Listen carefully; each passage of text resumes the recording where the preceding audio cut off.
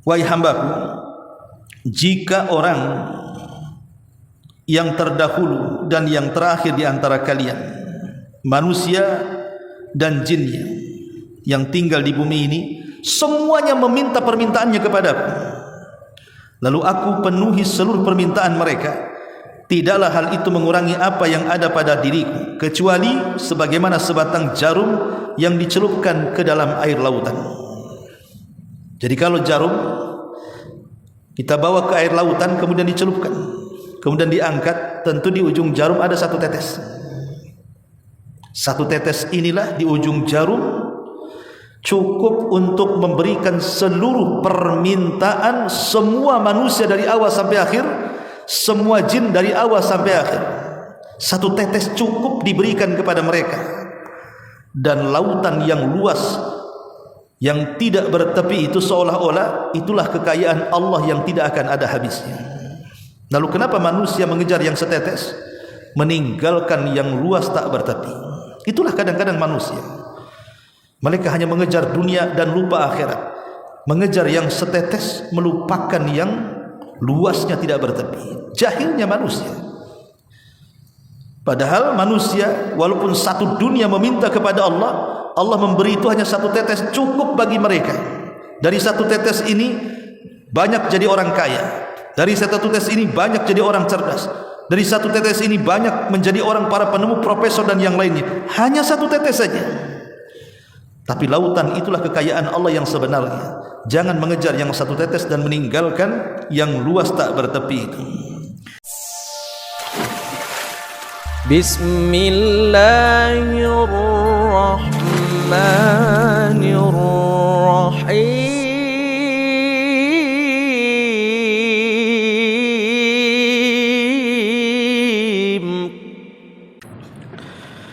Alhamdulillah wassalatu wassalamu ala Rasulillah wa ala alihi wa sahbihi wa mawalah wa la hawla wa la quwata illa billahi wa ba'du. Baik, kita lanjutkan kajian kita, masih membahas kitab Arba'in Nawawi, dan kita masuk pada hadis ke 24 dari 40 hadis yang dikumpulkan oleh Imam An-Nawawi dalam kitabnya Arba'in An-Nawawi. Baik, kita baca hadisnya. An Abi Dzarrin Al-Ghifari radhiyallahu anhu anin Nabi sallallahu alaihi wasallam fi ma yarwihi an rabbih azza wa jalla. Dari Abi Dzar Al-Ghifari, semoga Allah meridainya, dari Nabi sallallahu alaihi wasallam, beliau meriwayatkan dari Allah azza wa jalla, sesungguhnya Allah subhanahu wa ta'ala berfirman. Dari sini kita tahu bahwa hadis ini adalah hadis qudsi. Hadis ini adalah hadis qudsi. Dan hadis ini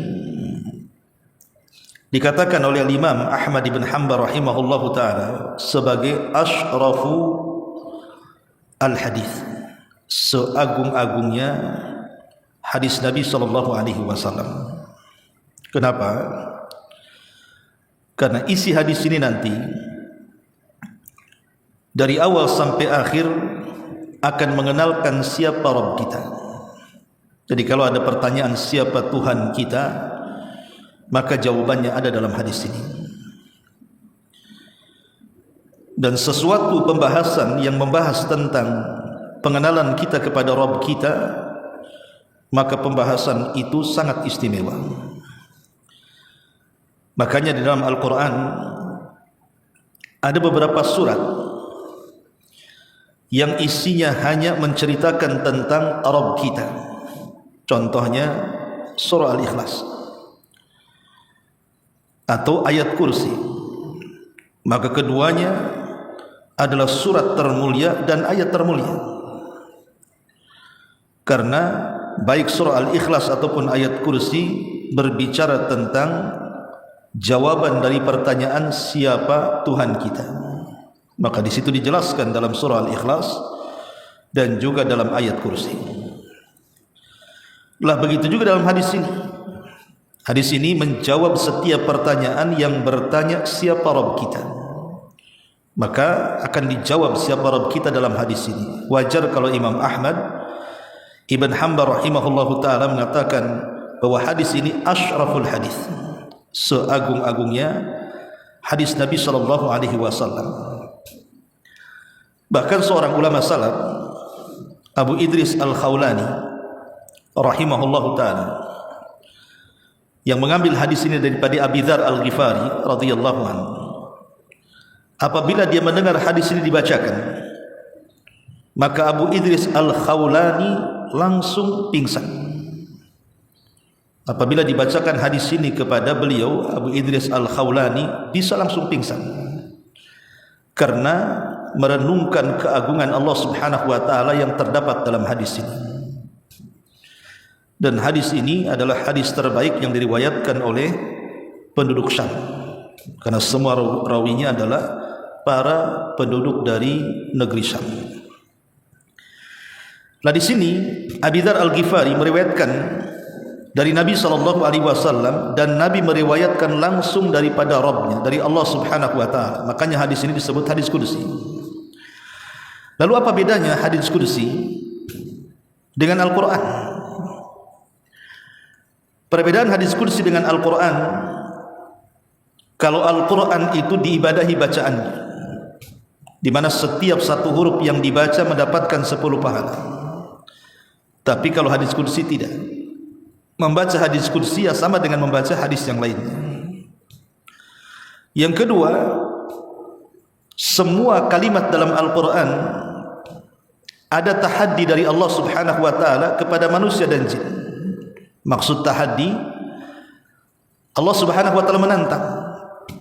Kalau tidak yakin dengan Al-Quran, silahkan buat semisal Quran, baik surat ataupun ayat. Dan manusia dan jin walaupun dikumpulkan tidak akan sanggup meniru Quran. Beda dengan hadis Nabi SAW, walaupun hadis qudsi, Allah tidak membuat tantangan untuk membuat hadis qudsi ataupun hadis biasa. Yang ketiga, Quran itu semuanya mahfud, terjaga. Quran itu semuanya terjaga, karena Allah Subhanahu wa taala yang menjaganya. Inna nahnu nazzalna dzikra wa inna lahu lahafidun. Kami yang menurunkan Quran, kami yang menjaganya. Makanya lafaz-lafaz Quran dari sejak diturunkannya sampai hari ini, bahkan sampai kiamat, tidak akan berubah. Bahkan tidak ada satu huruf yang bergeser dari tempatnya. Beda dengan hadis. Terkadang ada yang memalsukan. Bahkan hadis qudsi kebanyakan maudhu, palsu. Kemudian yang ketiga, Al-Quran itu terbatas al-muhaddad, dari Al-Fatihah sampai An-Nas. Terbatas hanya itu saja. Tapi hadis qudsi ini berkembang, dan ya sebagiannya sahih, sebagiannya tidak. Kemudian juga hadis atau Al-Quran tidak boleh diriwayatkan secara makna, harus diriwayatkan secara lafaz. Tapi kalau hadis boleh meriwayatkan secara makna menurut pendapat jumhurul ulama. Kemudian juga Al-Quran dibaca dalam salat, tetapi hadis qudsi tidak boleh dibaca dalam salat. Kemudian Al-Quran dibaca menurut sebagian para ulama dalam kondisi suci, sementara hadis qudsi tidak. Kemudian Al-Quran tidak boleh dibaca bagi orang yang junub, maksudnya memegang mushaf, kecuali dari hafalannya. Tapi kalau hadis qudsi tidak. Kemudian Al-Quran semuanya mutawatir, tidak diragukan isinya. Tapi hadis qudsi ada penelitian, bisa sahih, bisa hasan, bisa dhaif, bisa juga palsu.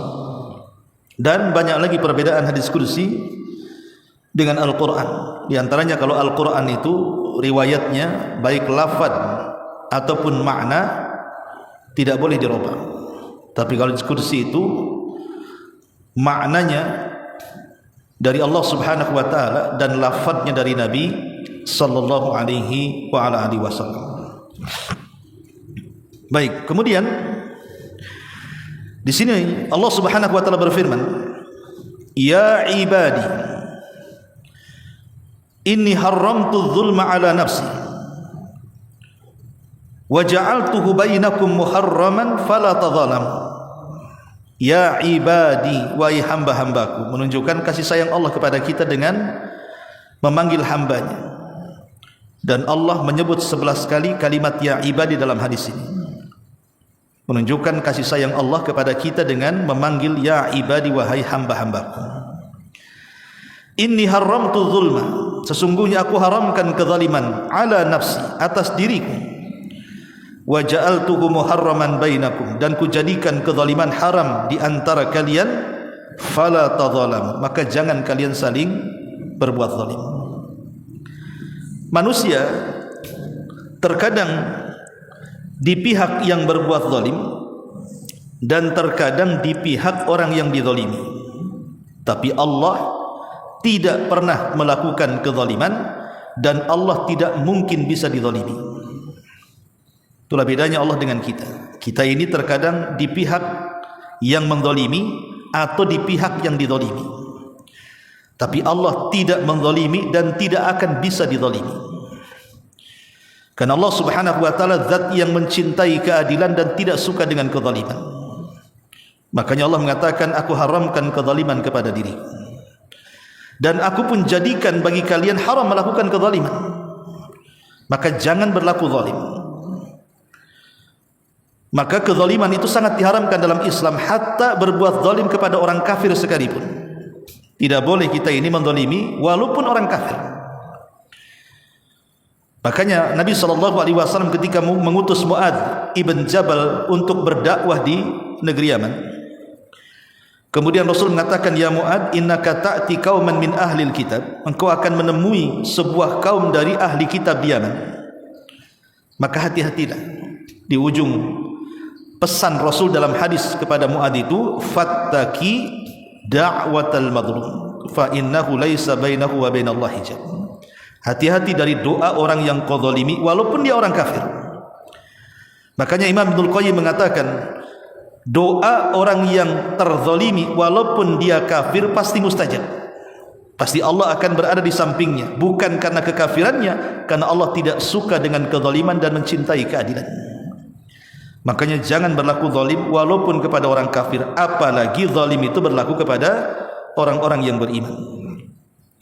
Kemudian di sini Allah Subhanahu wa taala mengatakan kembali, ya ibadi, kullukum dhallun illa man hadaituhu fastahduni ahdikum, wahai hamba-hambaku, kalian semua tersesat kecuali orang yang kuberikan hidayah kepadanya, maka mintalah hidayah kepada aku akan berikan hidayah kepada kalian. Jadi manusia itu terlahir tersesat. Dan ini tidak bertentangan dengan hadis Nabi dengan hadis Nabi sallallahu alaihi wasallam, kullu maulud yuladu 'alal fitrah. Setiap bayi itu terlahir fitrah. Karena kan kalau kita perhatikan riwayat ini dengan riwayat ini, maksudnya Allah mengatakan kalian semua tersesat, sementara dalam hadis yang lain setiap bayi yang terlahir itu terlahir fitrah. Kan seolah-olah kontradiktif di sini. Tidak bertentangan hadis ini dengan hadis ini. Karena hadis yang mengatakan kullu maulud yuladu 'alal fitrah, setiap bayi yang terlahir fitrah. Ya, pada awalnya fitrah. Tapi setelah kemudian dia dewasa, terkadang dia mendapatkan teman yang jahat, akhirnya dia sesat. Terkadang dia mengikuti hawa nafsunya, akhirnya sesat. Terkadang digoda oleh setan, akhirnya sesat. Ya, terkadang kemudian dia pun terjerumus kepada kesesatan karena ayahnya yang menyesatkannya, orang tuanya yang menyesatkannya. Makanya hadis tadi ada lanjutannya, fa abawahu yuhawidanihi au yunassiranihi au yumajjisani, maka ayah yang menjadikan dia Yahudi, Nasrani ataupun Majusi. Jadi orang tersesat dari fitrah itu karena 4 perkara. Pertama karena teman yang buruk, yang kedua karena disesatkan setan, yang ketiga karena disesatkan hawa nafsu, yang keempat karena disesatkan orang tuanya. Nah di sini Rasul mengatakan, wahai hambaku, kalian semua tersesat. Setelah mendapatkan fitrah kalian tersesat. kecuali orang yang kuberikan hidayah, dia tidak tersesat. Maka kalau minta hidayah, fastahduni, mintalah hidayah kepadaku, aku akan berhidayah kepada kalian. Ingat, hidayah itu mahal. Hidayah itu tidak dijual di sembarang tempat, karena kalau hidayah diperjualbelikan, hanya orang kaya dapat hidayah, orang miskin tidak. Hidayah itu milik Allah. Allah yang akan memberikan kepada siapa yang diberikan hidayah. Makanya 17 kali dalam sehari kita senantiasa mengatakan ihdinas siratal mustaqim. Dalam setiap salat kita minimalnya 5 waktu salat 17 kali kita mengatakan ihdinas siratal mustaqim. Ya Allah, berikan hidayah kepadaku kepada jalanmu yang lurus. Ustaz, alhamdulillah saya sudah Islam, saya dapat hidayah, dan saya juga masuk kepada sunnah, kepada manhaj sunnah, manhaj salaf, dan saya pun sudah dapat hidayah. Kenapa masih berdoa ihdinas siratal mustaqim? Ya Allah, berikan hidayah kepadaku dari jalanmu yang lurus. Bukankah saya sudah berusaha untuk menjalankan Islam dengan Islam yang murni dari sumbernya, mengikuti pemahaman salaf? Kata para ulama, makna ihdinas siratal mustaqim itu ada 3. Jadi kalau antum membaca ihdinas siratal mustaqim dalam salat, dalam surah Al-Fatihah, maknanya 3. Pertama, ihdina artinya zidna. Ya Allah, tambahkan hidayah. Kita sudah dapat hidayah, minta tambahan hidayah supaya kita lebih baik lagi. Artinya kita sudah salat, tetapi ingin diperbaiki lagi salatnya. Kita sudah sedekah, ingin diperbaiki lagi sedekahnya. Kita sudah umrah, ingin diperbaiki lagi umrahnya. Kita sudah baca Quran, ingin diperbaiki lagi baca Qurannya. Itu namanya zidna. Ya Allah, tambah hidayah. Mana yang kedua, ihdinas siratal mustaqim. Ihdina artinya sabitna. Ya Allah, tetapkan hidayah. Ya Allah, tetapkan hidayahku kepada jalanmu yang lurus. Kenapa kita minta ditetapkan istiqamah dalam hidayah? Karena terkadang bisa saja setan menyesatkan kita, akhirnya kita tersesat. Kemudian hawa nafsu kita menyesatkan kita, akhirnya kita tersesat. Atau orang tua kita memberikan syubhat, akhirnya kita tersesat. Atau teman kita yang buruk menyesatkan kita, akhirnya kita tersesat. Terkadang hidayah ini ada yang bisa dipertahankan atau tidak. Makanya pentingnya istiqamah. Jadi kalimat ihdina artinya sabitna. Ya Allah, tetapkan kami dalam hidayah kepadamu. Dan makna yang ketiga maksudnya ihdina, ya Allah, berikan hidayah kepadaku. Maksudnya hidayah yang akan datang. Hidayah yang akan datang. Alhamdulillah, hari ini kita dapat hidayah, kita masih bisa sholat, puasa, zakat, dan yang lainnya. Belum tentu nanti di akhir hidup kita ini masih tetap di atas hidayah. Jadi hidayah untuk masa depan, supaya kita meninggal husnul khatimah. Makanya di sini Nabi SAW dalam hadis qudsi Allah berfirman, fastahduni ahdikum. Maka mintalah hidayah kepadaku, aku akan beri hidayah kepada kalian. Kemudian di sini Allah juga berfirman kepada kita, ya ibadi, kullukum ja'iun illa man at'amtuhu fastat'imuni ut'imkum. Wahai hamba-hambaku, kalian semua lapar kecuali orang yang kuberi makan. Maka mintalah makan kepadaku, kuberi makan kepada kalian. Apa maksudnya? Kita ini terlahir lapar. Yang ngasih makan kita siapa? Allah. Lewat siapa? Lewat ibu kita dengan air susunya. Kemudian besar sedikit kita makan ASI, besar sedikit kita makan nasi dengan berbagai macam lauk pauknya. Pertanyaannya, nasi dan lauk pauk itu dari mana? Dari sawah, dari ladang, dari hutan. Pertanyaannya, siapa yang menumbuhkannya? Siapa yang menumbuhkannya? Afara'aitum tahrusun? Apakah bagaimana pendapat kalian tentang kalian menanam itu? Aantum tazra'una am nahnu zari'un? Apakah kalian yang menumbuhkan tanaman itu? Apakah aku yang menumbuhkan? Kata Allah. Manusia itu hanya bisa menanam biji, tetapi yang menumbuhkan siapa? Allah. Manusia itu hanya tawakal ketika seseorang kemudian menanam padi. Siapa yang menumbuhkan padi itu? Allah. Ketika manusia menanam buah-buahan, mangga, rambutan, durian atau apa namanya, siapa yang menumbuhkan dan membuahkannya? Allah. Jadi makanan itu berasal dari Allah. Maka mintalah makanan kepada Allah.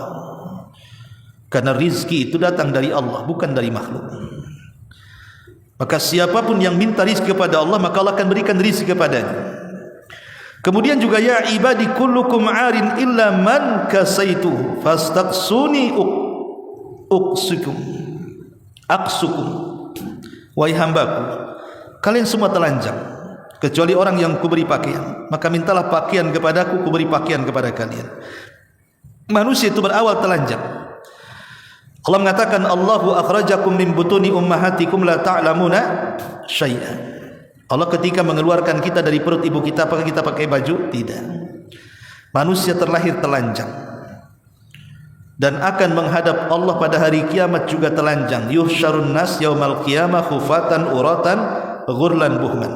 Manusia akan dikumpulkan dan dibangkitkan pada hari kiamat tidak menggunakan sandal, tidak dikhitan, tidak berpakaian, bahkan tidak membawa barang di badan. Artinya akan telanjang pada hari kiamat. Sebagaimana lahirnya telanjang, menghadap Allah juga telanjang. Lalu siapa yang ngasih pakaian kepada kita? Allah yang berikan pakaian. Karena pakaian kita ini juga terbuat dari tumbuh-tumbuhan. Semua pakaian kita terbuat dari tumbuh-tumbuhan. Dan yang menumbuhkan juga Allah subhanahu wa ta'ala. Maka minta pakaian kepada Allah, maka Allah akan berikan pakaian kepada kita. Kemudian juga Allah mengatakan di sini, ya ibadi, innakum tuhti'una bil-laili wan nahar, wa ana aghfiru dzunuba jami'a fastaghfiruni aghfir lakum. Wahai hamba-hambaku, kalian ini akan selalu berbuat salah di malam dan di siang hari. Kalimat ini kalimat yang menakutkan, karena biasanya kalimat ini menunggu adanya hukuman, seolah-olah Allah subhanahu wa ta'ala sudah menyiapkan hukuman untuk kita, sehingga Allah mengatakan kalian semua selalu berbuat salah di malam dan siang hari, seolah Allah sudah menyiapkan hukumannya. Sama dengan orang tua, kalau kalian malas-malas, kemudian orang tua mengatakan kau ini malas terus, kau ini terlambat terus, kau ini nakal terus, seolah-olah orang tua itu sudah kesal dan siap memberikan hukuman. Maka kalimat ini juga sama, seolah-olah Allah subhanahu wa ta'ala sudah memberikan atau menyiapkan semacam hukuman bagi kita karena kita selalu berbuat salah kepada Allah siang dan malam. Tetapi Allah Rahim, Allah Ghafur, di mana Allah mengatakan wa ana aghfiru dzunuba jami'a, tapi saya masih berikan kesempatan mengampuni dosa kalian semua. Fastaghfiruni, mintalah ampun kepadaku, aghfir lakum, ku beri kalian ampun. Dan ini semana dengan sabda Rasul, kullu bani adam khata'un wa khairul khata'ina tawabun. Setiap anak Adam itu berlaku salah, dan sebaik-baik orang yang berlaku salah adalah bertobat kepada Allah azza wa jalla. Kemudian Allah berfirman lagi, ya ibadi, innakum lan tablughu dhurri fatadurruni wa lan tablughu naf'i fatanfa'uni. Wahai hambaku, sesungguhnya kalian tidak akan dapat membinasakan aku, dan kalian tidak akan dapat memberikan manfaat kepadaku. Ingat, Allah itu la tadurru ma'siyatun wa la tanfa'uhu naf'atun. Allah itu tidak akan termadaratkan oleh orang-orang yang berbuat madarat, dan Allah tidak akan mendapatkan manfaat oleh orang-orang yang berbuat manfaat.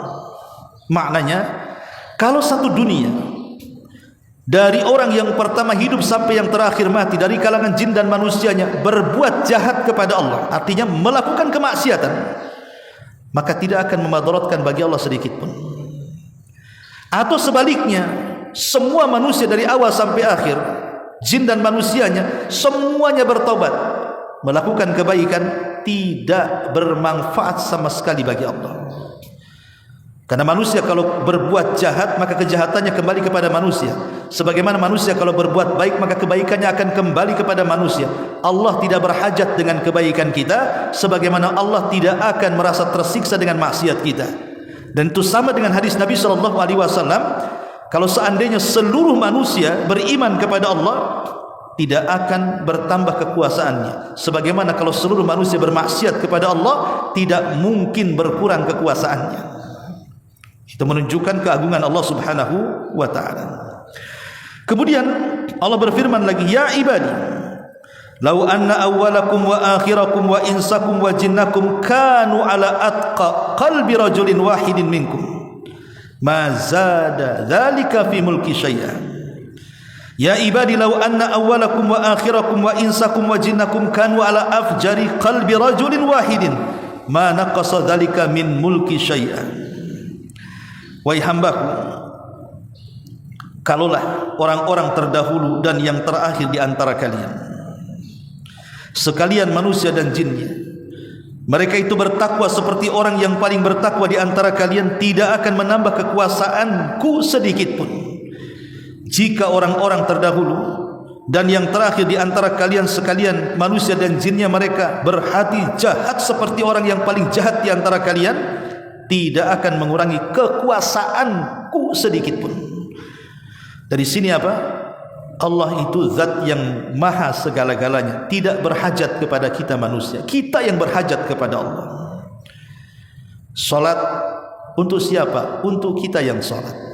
Zakat untuk siapa? Untuk kita yang berzakat. Puasa untuk siapa? Untuk kita yang berpuasa. Allah tidak berhajat dengan salat kita, zakat kita, puasa kita, baca Quran. Tidak, itu kembali kepada kita yang beribadah.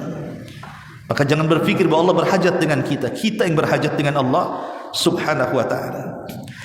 Kemudian Nabi SAW mengatakan, Allah berfirman, ya ibadi, wahai hambaku, lau anna awwalakum wa akhirakum wa insakum wa jinnakum qamu fi sa'idin wahidin fasa'aluni fa'ataitu kulla insanin mas'alatahu ma naqasa dhalika mimma indi ila kama yanqusul mihyat idza udkhilal bahr.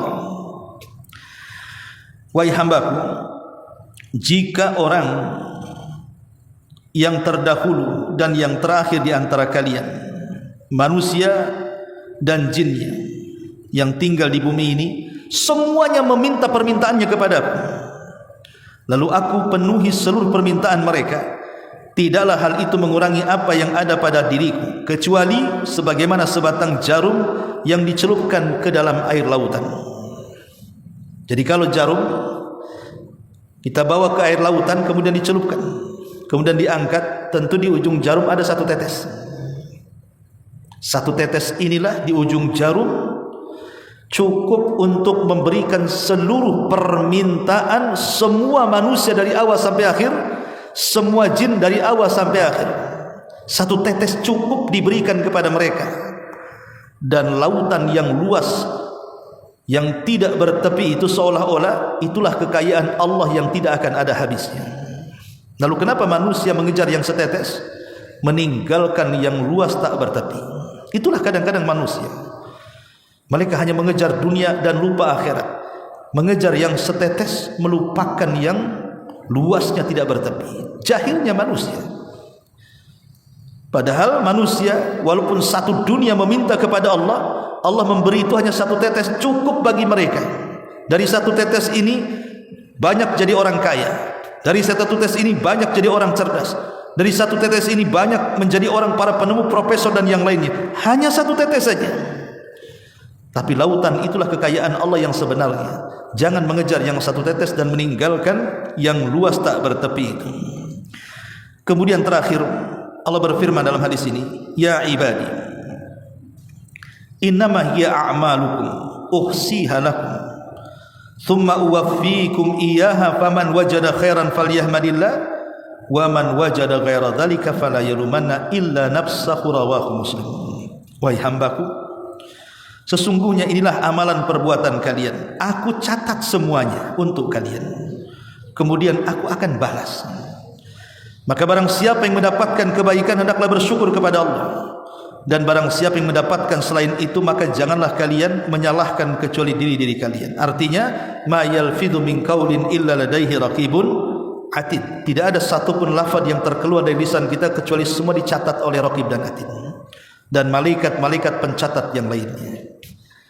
Karena malaikat yang mencatat amal kita itu 4: raqib, atid, dan malaikat hafadh. Malaikat yang mencatat amal kita di siang dan di malam hari. Semua tercatat. Yang kecil, yang besar, yang tersembunyi, yang tampak, semua akan tercatat. Dan ucapan manusia terbagi menjadi 3. Ada ucapan yang semuanya pahala.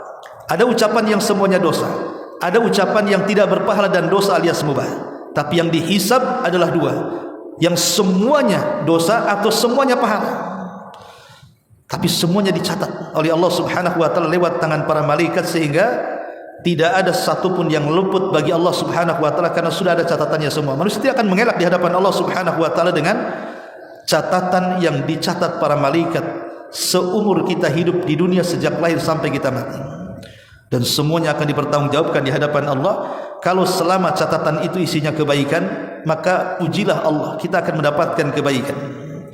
Tapi kalau catatannya buruk karena kita berlaku buruk di dunia, jangan mencela kecuali diri kalian sendiri. Itu salah kalian kenapa berbuat jahat. Wa man ya'mal mithqala dzarratin khairan yara wa man ya'mal mithqala dzarratin syarran yara.